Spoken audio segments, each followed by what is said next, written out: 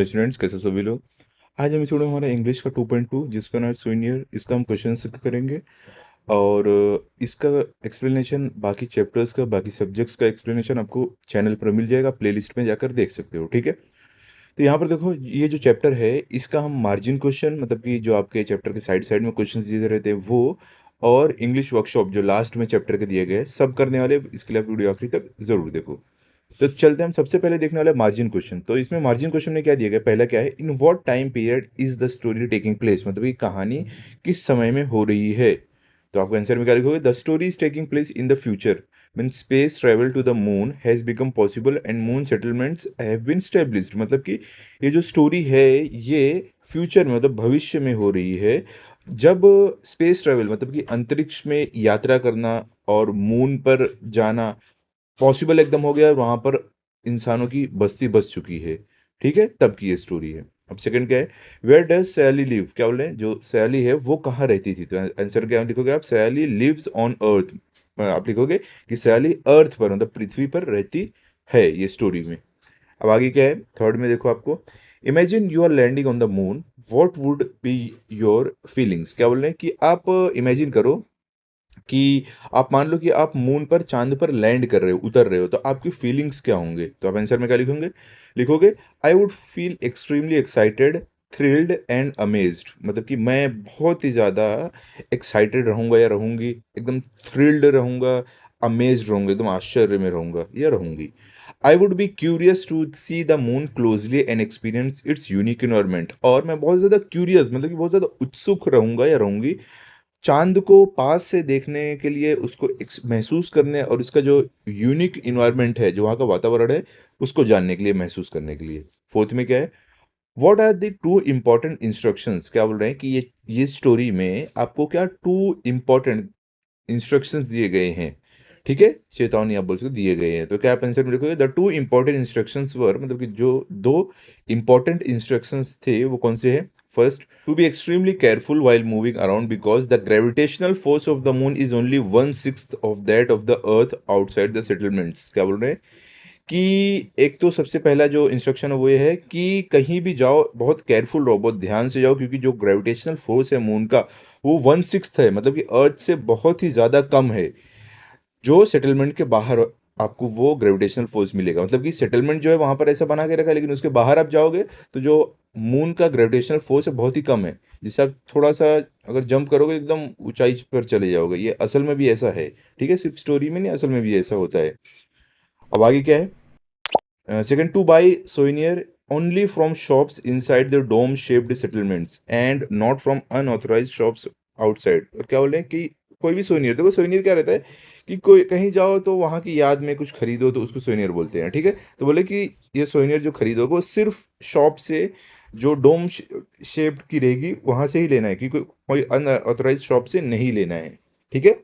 अब आगे क्या है, देखो फिफ्थ में, what was special about sky watch on the moon, क्या बोले जो स्काई वॉच है मून पर, उसके बारे में स्पेशल क्या था, खासियत क्या थी। तो आंसर में क्या लिखे, there was no atmosphere on the moon so the sky was not foggy and the stars shone dazzlingly bright against the dark background, क्या बोल रहे हैं,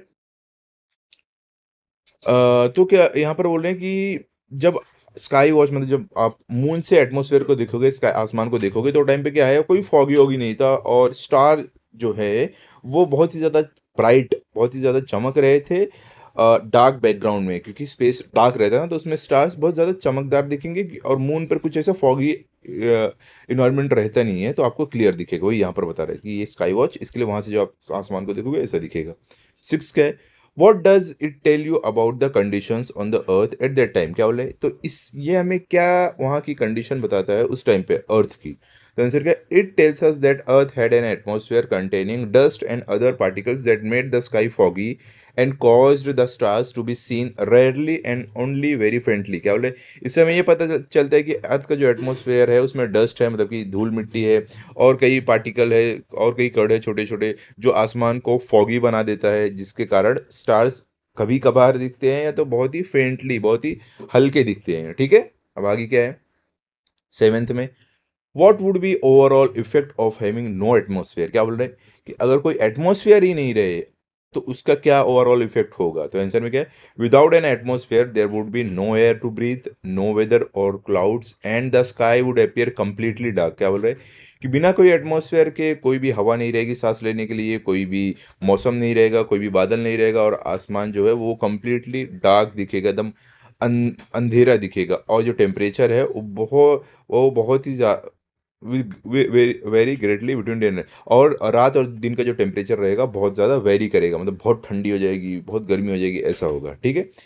एट्थ में क्या, what could be the reason behind unique seating arrangement? क्या बोल रहे हैं, जो यूनिक सीटिंग अरेंजमेंट दिया गया है उसके पीछे क्या रीजन हो सकता है? तो आंसर में क्या लिखोगे, the unique seating arrangement was probably because the circus performance were taking place outside the tent. क्या बोले कि यूनिक सीटिंग अरेंजमेंट इसके लिए हो सकता है क्योंकि जो सर्कस परफॉर्मेंस है वो टेंट के बाहर हो रहा था, while the spectators were seated inside the tents, और जो स्पेक्टेटर्स है मतलब कि जो देखने वाले हैं वो टेंट के अंदर बैठे थे। This arrangement may have helped protect them from the harsh condition on the moon. और क्या बोले, ये अरेंजमेंट हो सकता है उन्हें प्रोटेक्ट कर रही थी, उनकी रक्षा कर रही थी जो हार्श कंडीशन है मून पर। ठीक है। अब आगे क्या है नाइन्थ में, नाइन्थ पे है, was Sayali making a mistake when she bought earring? क्या बोल रहे हैं, जो सयाली क्या कोई मिस्टेक कर रही थी जब वो इयरिंग लेकर आई? तो आंसर क्या, ये Sayali was making a mistake while she when she bought the earrings because she bought them without considering the difference in gravitational force between the moon and the earth। क्या बोल रहे हैं कि हाँ सयाली जो थी वो मिस्टेक कर रही थी ईयरिंग लाकर, क्योंकि उसने वो कंसिडर ही नहीं किया था कि ग्रेविटेशनल फोर्स अर्थ और मून के बीच में क्या रहेगा। टेंथ में क्या है, what instructions had she ignored? क्या बोल रहे हैं, क्या इंस्ट्रक्शन, क्या चेतावनी उसने इग्नोर किया? ठीक है, अनदेखा किया। तो आंसर क्या है, she had ignored the instructions to buy articles only from the shops inside the dome shaped settlements and not from the unauthorised shops outside the settlements. क्या बोले, उसने ये सारे इंस्ट्रक्शंस अवॉइड किए कि कुछ भी अगर चीज़ें खरीदो तो वो डोम शेप्ड जो सेटलमेंट्स है उसके अंदर से खरीदो, उसके बाहर से नहीं खरीदो, क्योंकि वो अनऑथोराइज्ड है। ठीक है। अब 11th में क्या है, why had the earring become so heavy on the earth? क्या बोले, जो इयरिंग थी वो बहुत ज़्यादा हैवी क्यों हो गई, अर्थ पर बहुत ज़्यादा भारी क्यों हो गई? तो आंसर क्या है, the earring had been purchased in the field of the moon's gravity. क्या बोले, इयरिंग को मून की ग्रेविटी में परचेज किया गया था जहाँ पे ग्रेविटी कम रहती है। ठीक है। One the gravitational force is only 1/6 of that on earth. और क्या बोल रहे हैं कि जहाँ पर मून पर अर्थ की 1/6 ग्रेविटेशनल फोर्स है, मतलब कि बहुत कम है। ठीक है, मतलब आपको जो यहाँ पर सामान भारी लगेगा वो मून पर हल्का लगेगा। When Sally brought them back to Earth, they became 6 times heavier because of the Earth's stronger gravitational force। क्या बोले, जब सैली उसको अर्थ पर लाई तो वो 6 गुना ज़्यादा भारी हो गया, क्योंकि अर्थ का ग्रेविटेशनल फोर्स उतना मून से ज़्यादा है। ठीक है, 6 गुना ज़्यादा है, मून पे 6 गुना कम है। ठीक है, तो उसने वो कंसिडर किया ही नहीं था, यहाँ पर लेकर आई तो वो भारी होगी। अब आगे चलते हैं इंग्लिश वर्कशॉप में। इसमें क्या है, guess the meaning of the following words. क्या बोले, ये सब वर्ड्स के मीनिंग गेस करो। तो क्या है, यहाँ पर देखो, यहाँ पे सारे वर्ड्स दिए गए हैं, और क्या बोल रहे हैं आपको, write the smaller and related words that you see within these words. क्या बोले, आपको स्मॉलर और रिलेटेड वर्ड्स भी लिखना है जो आपको इसमें दिख रहे हैं। तो चलो लिखते हैं। तो सबसे पहले क्या है, एक्सोर्बिटेंटली, तो इसका मीनिंग क्या है, एक्सेसिवली। इसका स्मॉलर वर्ड क्या हो जाएगा, ऑर्बिट। या तो देखो यहाँ से हम निकाल रहे हैं ना ऑर्बिट और बिट, देखो यहाँ से बिट निकाला है, और एंट यहाँ से हमने एंट निकाला है, तो छोटे छोटे वर्ड बन गए। अब रिलेटेड वर्ड क्या है, एक्सोर्बिटेंट, इसका रिलेटेड वर्ड है। क्लियर। अब आगे क्या है, प्रिकॉशन। प्रिकॉशन, तो इसका मीनिंग क्या है, steps taken in advance to prevent danger or problem, मतलब कि पहले से ही एडवांस में ही ऐसे कदम उठाना जिससे डेंजर, खतरे को अवॉइड किया जा सके, टाला जा सके। अब इसमें से वर्ड्स हमें ढूंढ ढूंढ के बनाने हैं। तो देखो पहले यहाँ से देखो, आप कॉशन बन रहा है तो हमने लिखा है, फिर देखो यहाँ पे CAT कैट बनेगा, वो भी हमने लिखा है। फिर RAT, देखो RAT रेड बनेगा, वो भी हमने लिखा है। पेट यहाँ से लिखा है। ईयर देखो यहाँ पे EAR ईयर हो गया, फिर एक्शन हो गया। तो ऐसे वर्ड्स आपको निकाल के लिखने स्मॉल। और रिलेटेड वर्ड क्या है, प्रिकॉशंस का प्रिकॉशन है। फिर क्या, अनऑथोराइज्ड। अनऑथोराइज्ड मतलब कि नॉट हैविंग ऑफिशियल परमिशन और अप्रूवल, मतलब कि ऑफिशियल परमिशन अप्रूवल के बिना कोई काम होता है तो उसको अनऑथोराइज्ड बोला जाता है। ठीक है। अब स्मॉलर वर्ड इसमें कौन कौन से वर्ड बन सकते हैं, यहाँ पर देखो ये है ऑथर, फिर यहाँ से देखो ये ANT एंट बन गया, फिर rise, his, this. Related word क्या है, ऑथोराइज या ऑथोराइज्ड। ठीक है, अनऑथोराइज से जो बनेगा। अब फोर्थ में क्या, रिपीटेडली, मतलब कि again and again several times, मतलब बार बार होना। स्मॉल वर्ड्स में क्या, रिपीट, पेट, ईट, एट, पैट, रेट, टेप, ये सारे वर्ड्स इसमें से बनेंगे। रिलेटेड वर्ड क्या है, रिपीट, तो रिपीटेड। अब क्या है, यहाँ पर देखो, एंथुसियास्टिकली, तो इसमें in an excited and eager manner, मतलब कि बहुत ज्यादा उत्सुक होना। इसमें से स्मॉलर वर्ड्स क्या बनेंगे, 10, एलाई, सिली, थिन, 10। अब रिलेटेड वर्ड क्या है, इंथुसियास्टिक, इंथुसियास्टिक, और यहाँ पे इंथुसियास्ट, यहाँ से मिल गया है, ठीक है। तो आगे चलते हैं। अब सेकंड में क्या, use the details given in the story and your imagination and prepare time table for the trip to the moon. तो देखो यहाँ पे हम क्या कर रहे हैं, जो डिटेल स्टोरी में दी गई है उसका यूज करके और अपनी इमेजिनेशन का यूज करके हमने यहाँ पर कुछ हमने क्या किया है, टाइम टेबल बनाया मून पर जो हम करने वाले हैं, ठीक है। तो यहाँ पर देखो, तो डे वन में क्या, मॉर्निंग में क्या करेगा, travel through space and observe the earth from this shuttle, मतलब कि स्पेस में ट्रैवल करके मॉर्निंग में और अर्थ को शटल में से ऑब्जर्व करेंगे। फिर आफ्टरनून में क्या करेंगे, land on the moon and reach the Neil Armstrong base, मतलब कि मून पर लैंड करके जहाँ पर नील आर्मस्ट्रॉन्ग कौन है, चांद पे उतरने वाले सबसे पहले इंसान है। असल में, सिर्फ स्टोरी में नहीं, असल जीवन में भी है। तो वो जहाँ पर उतरे थे वो बेस पर जाएंगे और वहाँ पर देखेंगे, क्लियर। इवनिंग में क्या करेंगे, शाम में, sky watch and observe the stars and the earth from the moon, क्या करेंगे, आसमान को देखेंगे और जो आसमान में तारे हैं और अर्थ को मून से हम ऑब्जर्व करेंगे, ये करेंगे शाम में, ठीक है। उसके आगे क्या है, अब डे टू में क्या करेंगे, मॉर्निंग, ये हमारा टाइम टेबल है, ठीक है। डे टू में हम करेंगे visit the moon circus and enjoy the special attractions, हम जो मून पर सर्कस लगता है वहाँ पर हम विजिट करेंगे और जो अट्रैक्शंस है उसको हम देखेंगे, ये डे टू के मॉर्निंग में हम करेंगे, ठीक है। अब आफ्टरनून में हम क्या करेंगे, visit various settlements and observe life on the moon, हम डे टू के आफ्टरनून में जो अलग अलग सेटलमेंट है मून पर, मतलब जो बस्ती है उस पर हम क्या करेंगे, जाएंगे वहाँ पर विजिट करेंगे और उनके बारे में जानेंगे, मून के लाइफ के बारे में, ठीक है।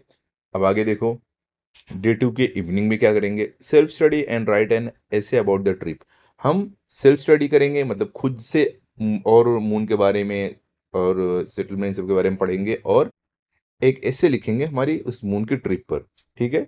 डे थ्री की मॉर्निंग में क्या होगा, visit the historical place where Neil Armstrong had landed, क्या बोल रहे हैं कि हम वो जगह को विजिट करेंगे जहाँ पर नील आर्मस्ट्रॉन्ग लैंड किए थे, तो मतलब ऊपर जो है ये बेस है, यहाँ पर हम वो जगह नहीं जाएंगे जहाँ पर नील आर्मस्ट्रॉन्ग लैंड किए थे, ये बेस है सिर्फ, और हम डे थ्री पर जाएंगे वहाँ पर, ओके। अब डे थ्री के आफ्टरनून में हम क्या करेंगे, wear space suits and experience the moon's gravitational force, हम स्पेस सूट पहनकर मून के ग्रेविटेशनल फोर्स को एक्सपीरियंस करेंगे। फिर डे थ्री की इवनिंग में क्या करेंगे, हम visit shops and buy souvenir from authorised shop, क्या बोल रहे हैं, फिर डे थ्री की इवनिंग में हम ऐसे शॉप्स में जाएंगे जो ऑथराइज्ड है और वहाँ से सोनियर लेंगे, मतलब कि हम जो ट्रैवल कर रहे हैं उसके लिए एक याद में कुछ लेंगे। डे फोर के मॉर्निंग में हम क्या करेंगे, start the return journey to the earth, हम वापस अपना सफर शुरू करेंगे अर्थ के लिए, पृथ्वी के लिए। डे फोर की इवनिंग में क्या करेंगे, reach home and give the souvenir to mother, घर पहुंच के हम उस सोनियर को अपनी मदर को, अपनी मम्मी को दे देंगे, ठीक है। अब आगे क्या है, say whether the following statements are right or wrong, आपको बताना है राइट है रॉन्ग है। पहला क्या है, Sally was travelling in space for the first time, ठीक है, ये राइट है, जैसे कि हमने स्टोरी में देखा है। बी में क्या है, many changes had occurred on the earth in the 100 years before Sally's trip to the moon, ये भी राइट है, ये सच में हुआ था, मतलब कि बहुत सारे चेंजेस हो गए थे अर्थ पर उस 100 साल में जब सैली ने मून का ट्रिप लिया था।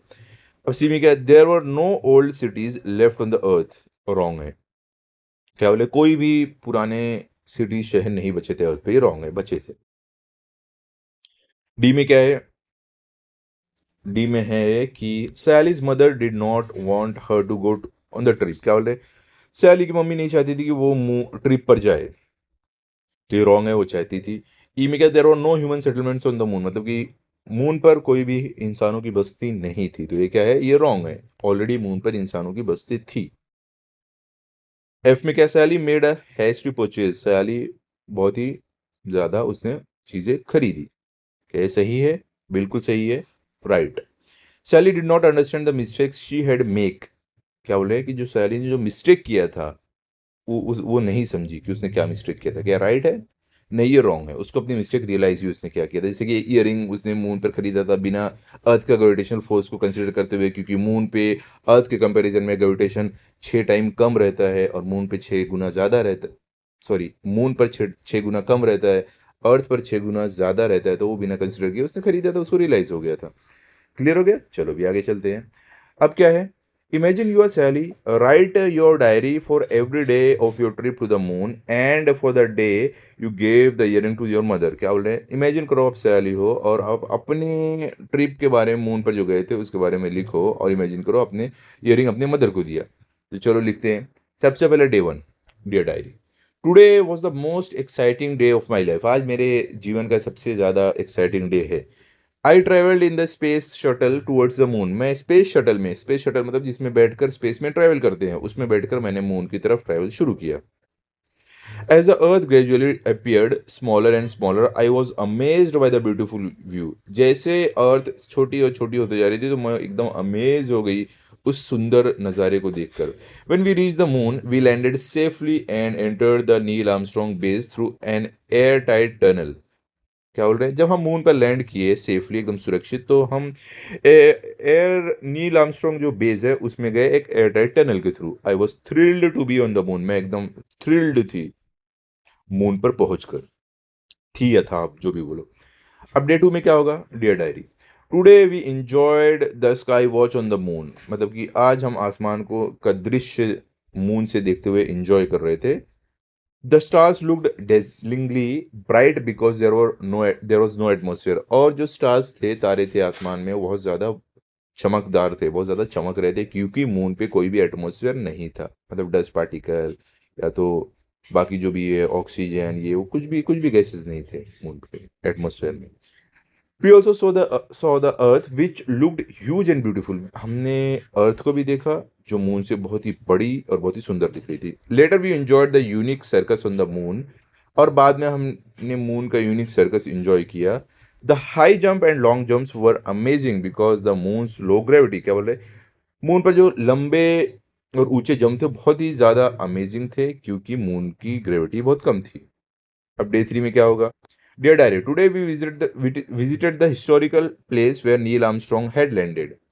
आज हमने उस जगह पर विजिट किया जहां पर नील आर्मस्ट्रॉन्ग उतरे थे। नील आर्मस्ट्रॉन्ग कौन? चांद पर उतरने वाले सबसे पहले इंसान, सिर्फ स्टोरी में नहीं, असल जीवन में भी। Okay. His first footprint was preserved on the moon. और उनका जो पहला फुटप्रिंट था, मतलब कि जब पहले बार उन्होंने चांद पर पैर रखा था, तो उसको म्यूजियम में प्रिजर्व करके रखा गया है स्टोरी के हिसाब से, ताकि सब लोग देखें। We also saw his statue and words he had spoken. और हमने उनका स्टैचू देखा, मतलब पुतला देखा, और उनके वर्ड्स, शब्द जो उन्होंने बोले थे वो भी वहां पर थे, वो भी पढ़े हमने। Later we was space suits and experience the moon's gravitational force. बाद में हमने स्पेस सूट पहना और जो मून है उसका हमने ग्रेविटेशनल फोर्स, मतलब कि मून अपनी तरफ कितना चीजों को खींचता है, वो हमने फील किया। ठीक है। I also bought a pair of red earring from road side shop. और मैंने पेयर ऑफ रेड मतलब लाल ईयरिंग लेकर आया या आई, जो रोड साइड शॉप से लिया था। Although I had been instructed to buy souvenir only from authorized shop।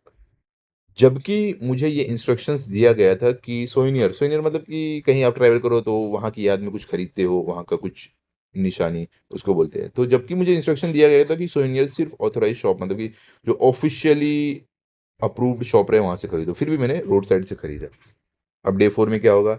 The day I gave the earring to the mother. मतलब जिस दिन मैंने ईयरिंग अपने मदर को दिया, अपनी मम्मी को दिया। तो dear dear daddy, today we return home. आज हम घर वापस आए, मतलब कहाँ पर? अर्थ पर। I was very excited to show my mother the earring and I had bought for her. आज, और मैं बहुत ही ज़्यादा एक्साइटेड था या थी अपने मदर को वो ईयरिंग दिखाने के लिए जो मैं उनके लिए लेकर आया था। But when she pick them up, she said that they were too heavy to wear. लेकिन जब वो ईयरिंग को उठाती हैं तो वो बोलती हैं कि ये तो बहुत ज़्यादा हैवी है पहनने के लिए। I immediately realised my mistake. मुझे तुरंत अपनी गलती का एहसास हुआ। I had bought the earrings in the moon's gravitational field. मैंने वो ईयरिंग मून के ग्रेविटेशनल फोर्स में लाया था।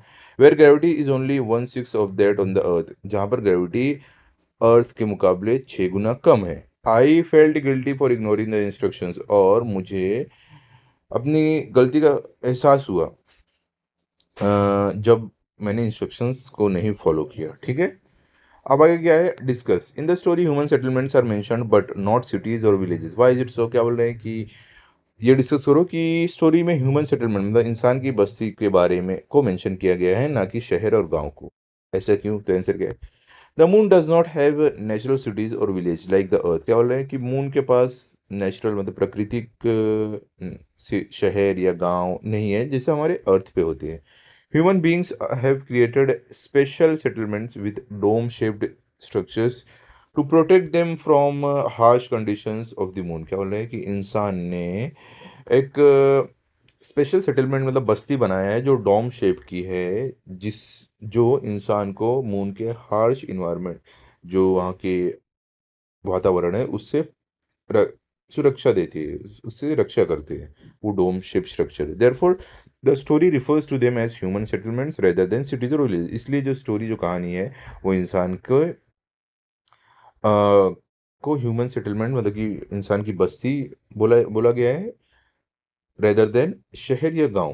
ठीक है, अब 6 में क्या है, gather more information about the following from your science text book the internet and the other sources. क्या बोले, इन के बारे में और इन्फॉर्मेशन ढूंढो आपके टेक्स्ट बुक, इंटरनेट या तो कोई भी सोर्स से। Gravitational force, view of the sky when you are on the moon, या तो Chandrayaan mission of the India. तो सबसे पहले ग्रेविटेशनल फोर्स के बारे में हमें क्या जानकारी मिली है, gravitational force is the force exerted sorry gravitational force is the force by which a planet or the body attracts objects towards its center। मतलब कि ग्रेविटेशनल फोर्स वो होता है जिसमें कोई प्लेनेट या कोई बॉडी अपनी तरफ कोई चीज को अट्रैक्ट करती है मतलब खींचती है। हम लोग अर्थ पर कैसे हैं, हम लोग क्यों नहीं उड़ क्यों नहीं जाते हैं, अर्थ पर कैसे हम लोग टिके हुए हैं, क्योंकि जो अर्थ है वो हमें अपनी तरफ खींचती है, इसके कारण। The moon's gravitational force is about 1/6 of the earth gravitational force. और जो मून है, जो चांद है, उसका जो ग्रेविटेशनल फोर्स है ना, मतलब अपनी तरफ खींचने की जो ताकत है ना, वो अर्थ के मुकाबले 6 गुना कम है। तो इसके कारण क्या होगा, therefore we object weigh much less on the moon than on the earth. इसके लिए जो ऑब्जेक्ट यहाँ पे आपको भारी लगता है वो यहाँ के मुकाबले मून पे बहुत हल्का लगेगा। व्यू, अब देखो मून, ओके, आ गया और पॉइंट है, view of the sky when you are on the moon. अब ये टॉपिक के बारे में लिखेंगे। एक हो गया अब व्यू मतलब कि स्काई, आसमान का व्यू जो आप मून पर रहो। The moon has almost no atmosphere, मतलब कि मून के पास कोई एटमोसफेयर ही नहीं है, तो क्या होगा, therefore the sky appears black even during the day time. इसके लिए दिन में भी आपको जो स्काई है वो ब्लैक दिखेगा। ठीक है, ये जो आपको स्काई ब्लू दिखता है तो आपको क्या लगता है कि आसमान सच में ब्लू है? नहीं, ये एक लेयर है एटमोसफेयर की जिसकी वजह से हमें स्काई ब्लू दिखता है। एक्चुअल में स्काई का कोई कलर नहीं है, वो ब्लैक है। Okay, therefore the sky appears black and okay, the stars appear very bright and can be seen clearly because there is no atmosphere to scatter light। और क्या बोल रहे हैं, इसके लिए जो स्टार्स है आपको बहुत ही ब्राइट, बहुत ही चमकदार दिखेंगे और उनको क्लियरली देखा जा सकता है क्योंकि कोई एटमोसफेयर नहीं है कि उनकी लाइट को स्कैटर करे। ठीक है, चंद्रयान मिशन ऑफ इंडिया। अब चंद्रयान मिशन ऑफ इंडिया क्या है, जहां पर हम मून पर अपना पहला मून पर हमने एक मिशन किया है। ठीक है, Chandrayaan is India's lunar exploration programme conducted by Indian Space Research Organisation. क्या बोले, चंद्रयान इंडिया का लूनार एक्सप्लोरेशन एक प्रोग्राम है जहां पर जो प्रोग्राम किया गया था इसरो के द्वारा, जिसका फुल फॉर्म है Indian Space Research Organisation. Chandrayaan 1 help discover evidence of water molecules on the moon. और क्या चंद्रयान 1 ने हेल्प किया था मून पर पानी के मॉलिक्यूल को का सबूत लाने के लिए। ठीक है, तो इंडिया एक पहला ऐसा देश बना था जिसने ये पता किया, वर्ल्ड का पहली कंट्री थी जिसने ये पता किया कि मून पर वाटर मॉलिक्यूल्स है, जिसको हमने चंद्रयान 1 के थ्रू किया था। Chandrayaan 2 studied the moon using an orbiter lander and rover. और चंद्रयान 2 ने मून के ऑर्बिट मून को स्टडी किया, क्या क्या करके, ऑर्बिटर लैंडर और रोवर के through. Chandrayaan 3 successfully achieved a soft landing near the moon south polar region in 2023। और चंद्रयान 3 ने सक्सेसफुली अचीव किया सॉफ्ट लैंडिंग मून के पास साउथ पोलर रीजन में 2023 में, ये आपने सुना होगा, देखा होगा। 2023 में हम चांद के डार्कर साइड पे लैंड हुए थे, मतलब कि जो साइड डार्कर साइड होता है, जिसको हम बोलते हैं साउथ पोलर रीजन। 2023 में न्यूज़ सुना होगा, नहीं सुने होगे तो सर्च कर लो, आपको मालूम पड़ जाएगा। बहुत एक बिग विन था हमारी कंट्री के लिए। ठीक है। सेवेंथ में क्या है, you want to start a human settlement somewhere else other than the earth in the universe. क्या बोले, आपको एक इंसान की बस्ती बसाना है कहीं और, पृथ्वी के अलावा कोई और जगह पर, स्पेस में। Will you select a star और a planet, why, what features supporting life will you look for. क्या बोले, क्या आप एक स्टार मतलब तारे को सिलेक्ट करोगे, या एक प्लेनेट मतलब ग्रह को सिलेक्ट करोगे, और क्यों? अगर सिलेक्ट करोगे तो क्यों करोगे, और उसमें क्या फीचर्स ढूंढोगे जो लाइफ को सपोर्ट करने के लिए रहे। Try to find answers to such questions and make presentation using scientific information and your imagination. इन क्वेश्चंस के आप आंसर ढूंढो और एक प्रेजेंटेशन बनाओ और साइंटिफिक इन्फॉर्मेशन और अपनी इमेजिनेशन की मदद से। ठीक है, तो आंसर क्या है देखो, human settlement on another planet कहाँ पर रहेगी। I would select a planet rather than a star because stars are extremely hot and do not have conditions suitable for human life। क्योंकि मैं एक ग्रह को चूज करूंगा या करूंगी ह्यूमन सेटलमेंट के लिए, क्योंकि स्टार्स बहुत गर्म होते हैं और वो उसकी कंडीशन ह्यूमन मतलब इंसान को बचने के लिए सुटेबल नहीं है। अब आगे क्या है, I would look for planet that has, और मैं ऐसे प्लेनेट को ढूंढूंगा जिसके पास रहे लिक्विड वाटर रहे, सुटेबल एटमॉस्फेयर कंटेनिंग ऑक्सीजन और gases that can support life. एक सुटेबल एटमॉस्फेयर है जिसमें ऑक्सीजन रहे, गैसेस रहे, जो लाइफ को सपोर्ट करे। सुटेबल टेम्परेचर रहे, इंसान के लिए सुटेबल टेम्परेचर रहे, मतलब सही टेम्परेचर रहे, तापमान रहे। प्रोटेक्शन फ्रॉम हार्मफुल रेडिएशन, और जो रेडिएशन आएगा जैसे कि सन से या कोई और स्टार से, तो उसको उस प्रोटेक्शन मिले। सुटेबल ग्रेविटी, ग्रेविटी भी इंसान के रहने लायक रहे, ये नहीं रहे बहुत ज़्यादा भारी, बहुत ज़्यादा ग्रेविटेशनल फोर्स रहे, बहुत हल्का रहे, सुटेबल रहे। Soil and other resources needed for growing food, और मिट्टी और दूसरे रिसोर्सेज जिसको खाना उगाने के लिए जो चाहिए। ठीक है। Protection from extreme weather conditions, और एक्सट्रीम वेदर जैसे कि बहुत ज़्यादा जो वेदर मौसम रहता है उससे प्रोटेक्शन। ठीक है। Such planet would provide better responsive possibilities for establishing safe and permanent human settlements. ऐसा प्लेनेट एक अच्छी पॉसिबिलिटी देगा एक सुरक्षित और परमानेंट इंसानी बस्ती बनाने के लिए। ठीक है। अब लैंग्वेज स्टडी में क्या है, जो कि आपको है यहाँ पर लैंग्वेज स्टडी, कॉमन नाउन क्या होता है सब दिया है, आपको लिखना क्या है यहाँ पर, make a collection of collective noun. Collective noun को आपको यहाँ पर लिखना है। तो देखो आंसर में क्या है, a bunch of grapes, a bouquet of flowers, a fleet of ships, a pack of Wolves, a pride of Lions, a swarm of bees, a school of fish, a troop of monkeys, a corps of singers, a team of players, a herd of cattle, a flock of birds, a library of books, a bunch of keys, a crowd of people। तो इस तरीके से आपको लिखना है। Clear हो गया? तो यहाँ पर हमारा ये चैप्टर कंप्लीट होता है। आई होप हर एक चीज़ आपको अच्छे से समझी होगी जो भी मैंने आपको पढ़ाया है। आप अच्छे से इसको लिख लो, लर्न कर लो, ताकि अगर आपका टेस्ट हो तो आपके फुल मार्क्स है। मिलते हैं अगले वीडियो में। अगर आपको वीडियो अच्छा लगा हो तो आप इस वीडियो को लाइक करो, अपने सभी दोस्तों के साथ शेयर करो, चैनल को सब्सक्राइब करो। Thank you.